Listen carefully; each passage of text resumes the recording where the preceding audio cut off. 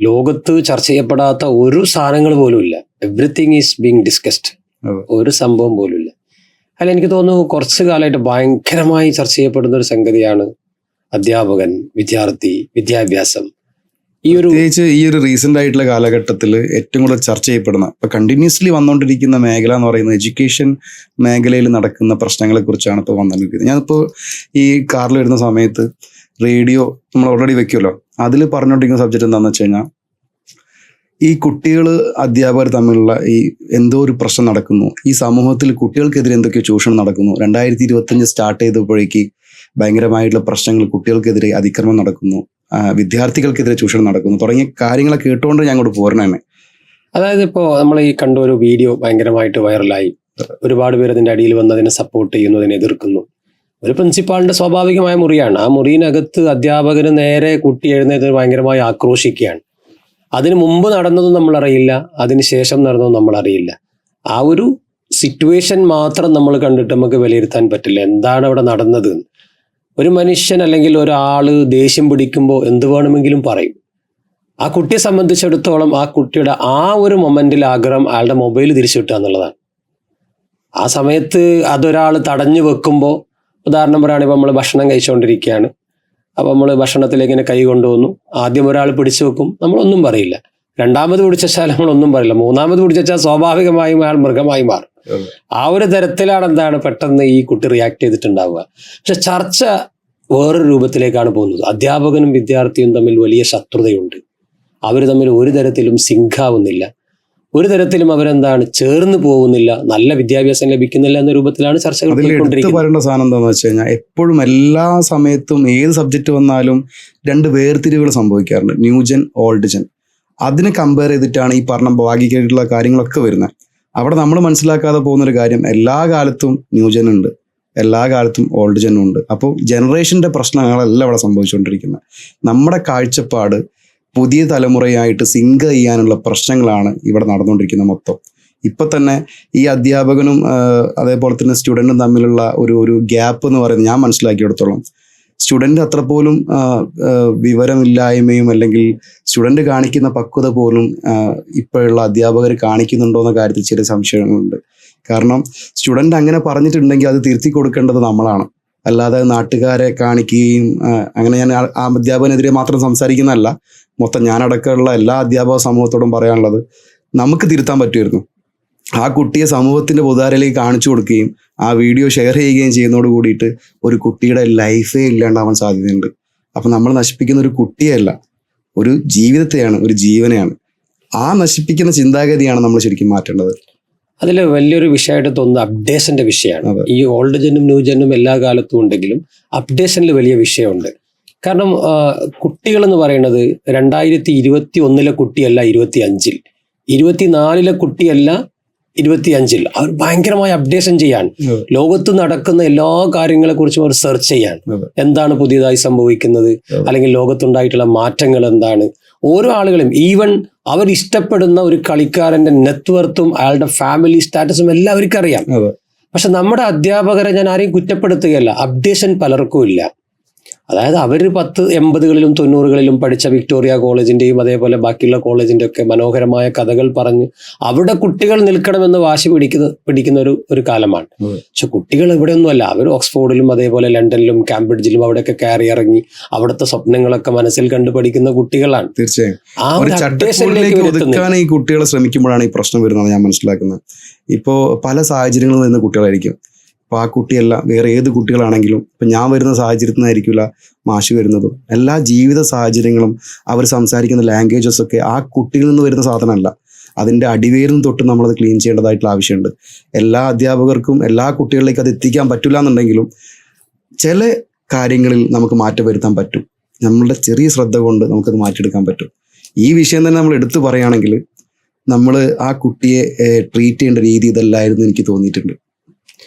ഈ സാഹചര്യങ്ങൾ പറയുമ്പോൾ എനിക്കൊരു സംഭവം ഓർമ്മയാണ്. കാരണം കുറേ വർഷങ്ങൾക്ക് മുമ്പ്, ഐ തിങ്ക് 2010 or 11 ആ ഒരു കാലഘട്ടത്തിൽ ഞാനിങ്ങനെ ഹയർ സെക്കൻഡറിയിൽ പഠിപ്പിക്കുന്ന കാലമാണ്.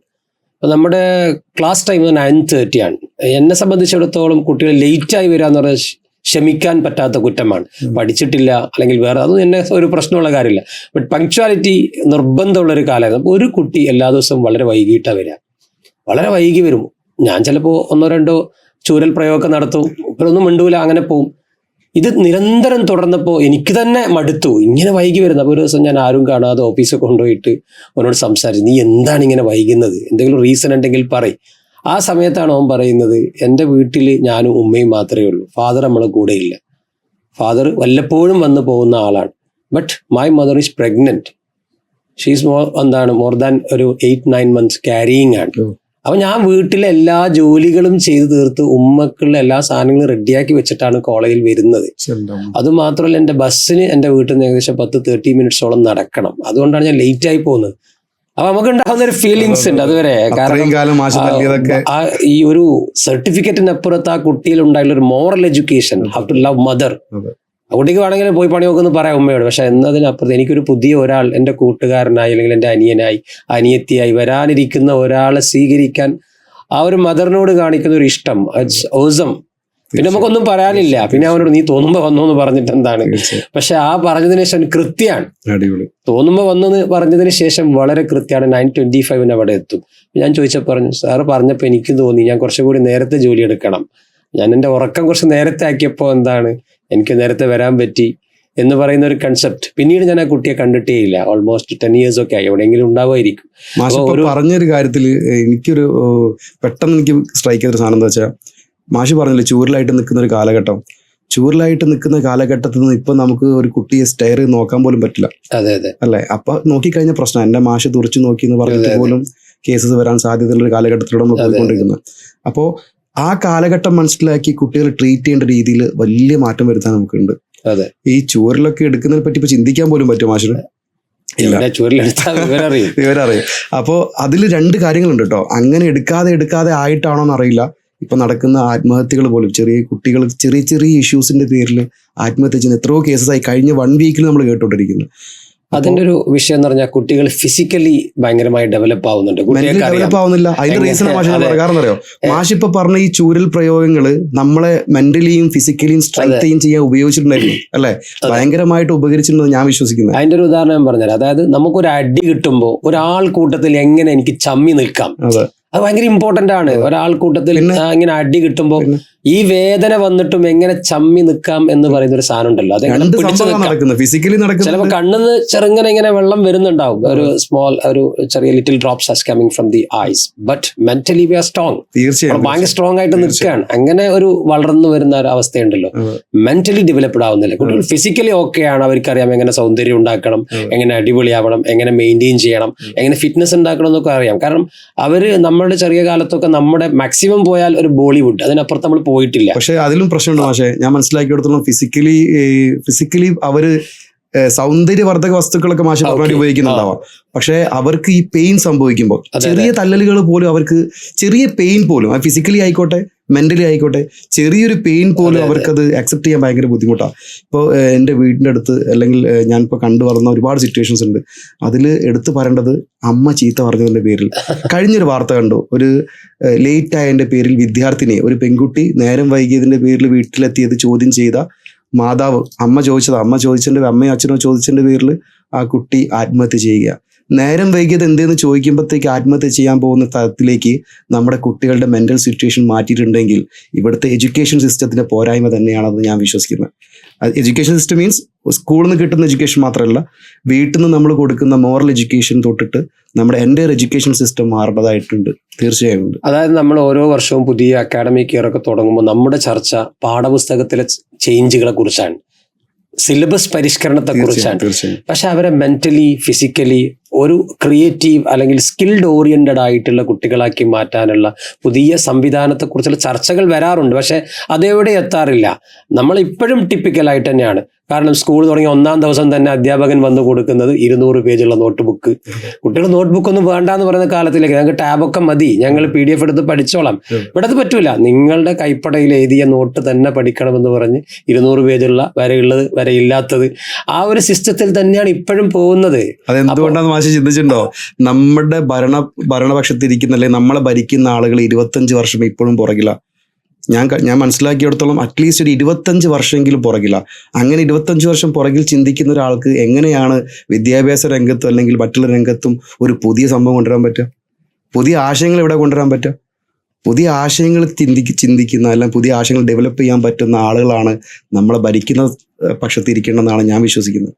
കാരണം പലരും പറയുന്നു കുട്ടികൾ എഴുതി പഠിക്കണം, അവർക്ക് ഹാൻഡ് റൈറ്റ് ഉണ്ടാകണം, അല്ലെങ്കിൽ കണ്ടന്റ് ഉണ്ടാകും. പക്ഷെ അതിൻ്റെ ഒന്നും ആവശ്യമില്ല. കുട്ടികൾ എന്താണ് AI ടൂൾ ഉപയോഗിച്ചുകൊണ്ട് ഏത് മനോഹരമായ കണ്ടന്റുകളും കിട്ടുന്ന കാലഘട്ടത്തിലാണ്. അവർ സ്വന്തമായി ഒരു ഐഡിയ കൊടുക്കാൻ അറിയുന്ന ഒരാൾക്ക് അത് സ്വന്തമായി കിട്ടുന്നുണ്ട്.